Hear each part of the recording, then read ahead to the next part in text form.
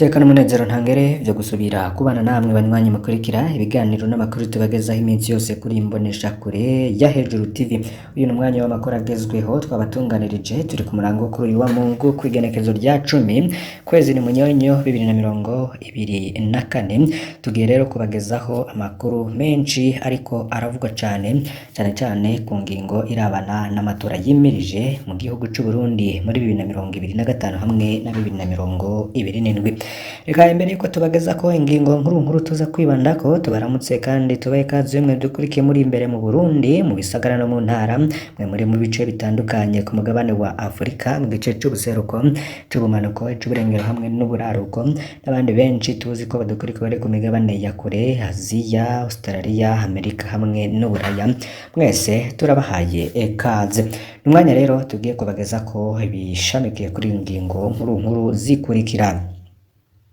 Ingingo ya mbere turaza kubageza ko mu buryo bw'idodingo nuko intumwa z'umugambwe CNL yobowe na Nestor Girkwishaka zirongowe n'umunyabanga mukuru Leopold Hakizimana ku munsi w'ejo bashikanye ikimenyetso muri seni kizoranga umugambwe CNL mu matora yimirije ya 2025 hamwe na 2027. Nuko kandi ku yindi ngingo tuza kubabwira ku yandi makuru yinjira rya Agathon Rwasa muri Frodebu ku munsi w'ejo rero niho habaye igikorwa ciko umugambwe Sahwanya Frodebu waraye wishize hamwe n'umugambwe Sahwanya Frodebu nyakurira giryandadaye. Abantu benshi rero bakaba baravuze ko na Agathon Rwasa yoba yarinjiye muri Frodebu.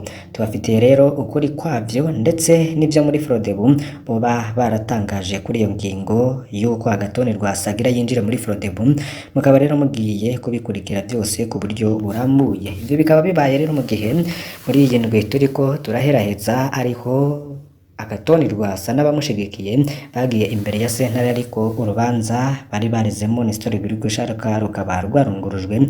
Bikaba rero byaranarakaje n'abantu benshi bagiye batandukanye bashigikiye Agathon Rwasa. Izo ngingo hamwe n'izindi zitandukanye twabateguriye muri aya makuru tugiye kuzibagezaho ku buryo burambuye. Iyindi rero tuza kubabwira nuko Banki Nkuru y'Igihugu ihumuriza ko inoti z'amafaranga 100 zigiye kuboneka imbere y'uko umwaka uhera. Jera kuri subscribe canke sabone ni utari wafyonda ko wibuke no kubisangiza bagenzabe kugira badacikwa n'amakuru yose tubagezaho. Iyi nimbonesha kure ya Hejuru TV. Umugambwe Sahwanya Frodebu waraye wishize hamwe n'umugambwe Sahwanya Frodebu nyakuri iragiryandadaye. Inyuma y'igihe kinini umugambwe Sahwanya Frodebu citswemo amashami wongeye gusubiza hamwe n'umugambwe Sahwanya Frodebu nyakuri iragiryandadaye irongowe na Dr. Jean Minani. Patrick Nkurunziza na muganga Yohani Minani bakaba bamenyesha ko iyi miryango yuburiye kubifuza gufatanya nabo kugira ngo habe impinduka mu gihugu. Umugambwe Sahwanya Frodebu urongowe na Patrick Nkurunziza ukaba waraye wongeye kwiyunga n'umugambwe Sahwanya Frodebu nyakuri. Nkuko rero biri mu rwandiko rwatewe ku mukono na Patrick Nkurunziza na Dr. Jean Minani rwo kwigenekezo ry'icenda munyonyo 2024 bose bemeranije kwiyunga maze habe umugambwe Sahwanya Frodebu utagira amashami. Patrick Nkurunziza na muganga Yohani Minani bakaba bamenyesha ko imiryango yuguruye kuri abo bose bashaka kugeramo. Abantu benshi rero bakaba baribajije ko Agathon Rwasa nawe yemeza ko ari umugambi wo kwiyunga hagati y'umugambwe Sahwanya Frodebu urongowe na Patrick Nkurunziza hamwe n'ishami rya CNL rikiyoboka Agathon Rwasa kugira ngo bashobore guhangana n'umugambwe CNDD-FDD mu matora yimirije. Handi rero havuga kwiyunga ni mu mugambwe Codebu urongowe na Kefa Niyibizi ushaka kuja hamwe na Sahwanya Frodebu. Tubutse ko mu mugambwe Prona baza bamaze kwishira hamwe. Mumenye rero ko imigambwe yose ishaka kwitabira amatora ya 2025 ingana 36 nkuko byashikijwe na Prosper na Urwame yarongoye mu rugwi Seni. Agathon Rwasa rero ku ruhande rwiwe naco yari yatangaza kuri iryo yinjira ryiwe muri Frodebu, ariko Frodebu rero ivuga ko Agathon Rwasa atigeze yakirwa muri Frodebu.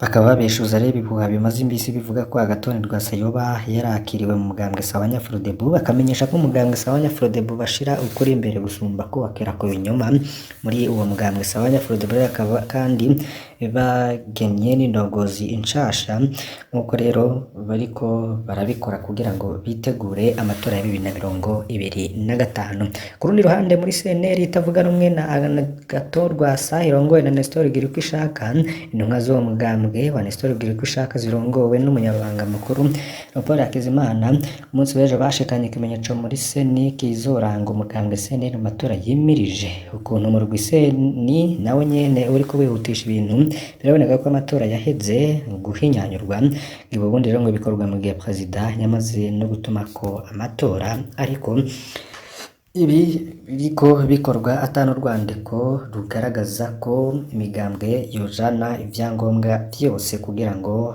izoje mu myamamazo yo muri 2025 hamwe na 2025 amatora yimirije. Muzindi nkuru nkuko twababwiye ku buryo burambuye turaza kubibageza ko ibanki nkuru y'igihugu irahumuriza ko noti z'amafaranga 100 zigiye kuboneka imbere y'uko no mwaka uhera. Umuyobozi mw'ibanki nkuru BRB ajejwe gushiraho no gukura amafaranga mu gihugu Ndagijimana Pierre Claver amenyesha ko ikibazo c'ikena ry'amafaranga 100 cari catewe na gatoya nuko ibanki nkuru y'igihugu yari yifuje ubundi iyo noti yigira igiceri kuko hari co kiramba kikamara n'igihe kinini, aho hari mu mwaka wa 2017 amarero bica bihurira n'ikindi kibazo caciye kivuga c'igiceri ca 50 aho byabonetse yuko gisohoka muri BRB hanyuma bikazimira ntibibone iyo biriko biraja.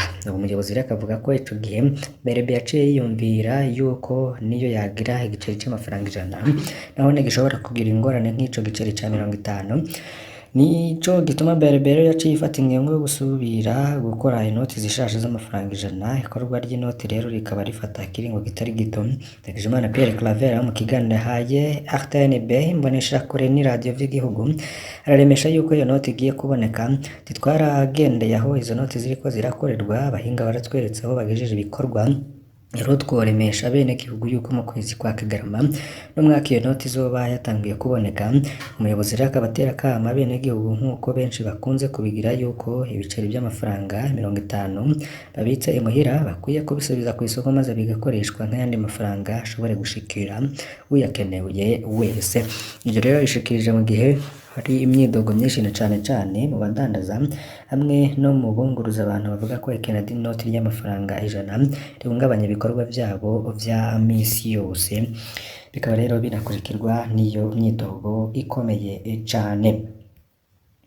Yandi makuru, ikinyamakuru SOS Media Burundi kivuga ko hatanga urubanza rw'ingurizo ku basirikare 252 b'abarundi banze kuja kurwana iruhande rwa FARDC.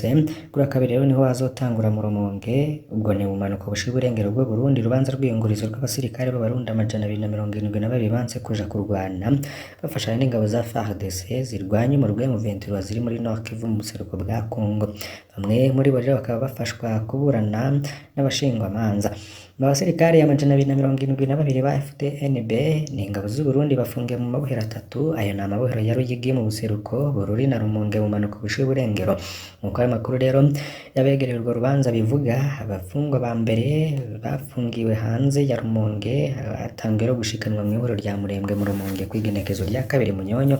Sentare y'ingorozi ya gisirikare niyo ibumviriza.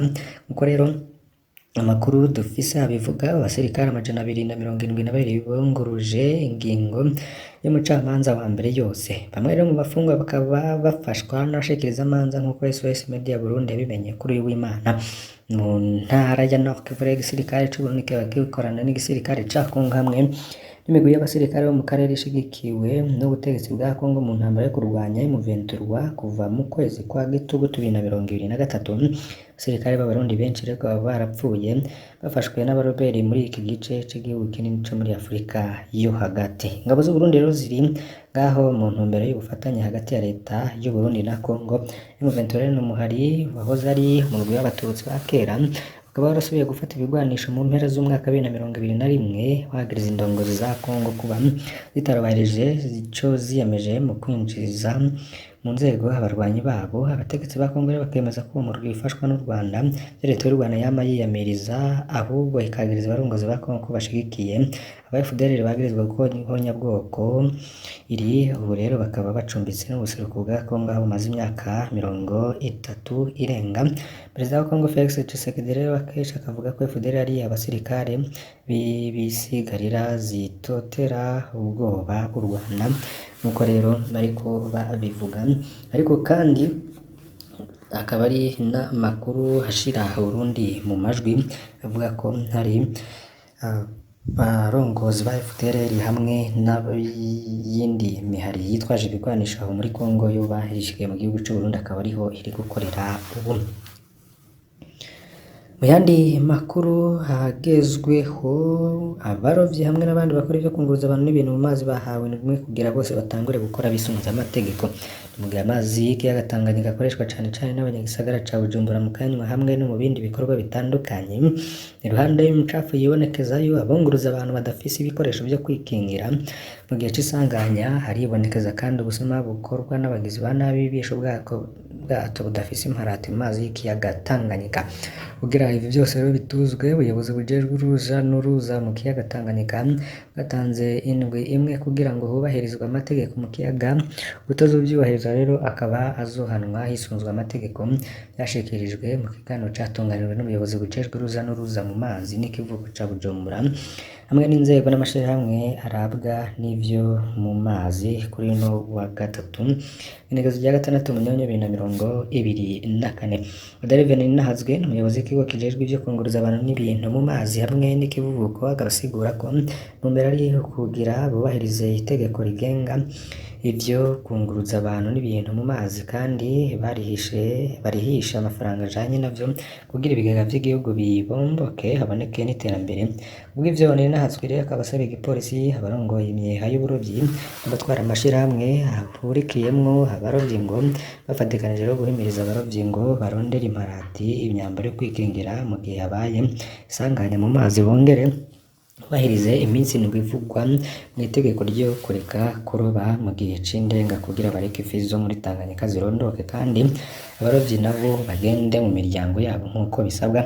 Nahazwe akaba avuga ko igihe gitanzwe ngo bisugaye neza kingana n'iminsi indwi gusa.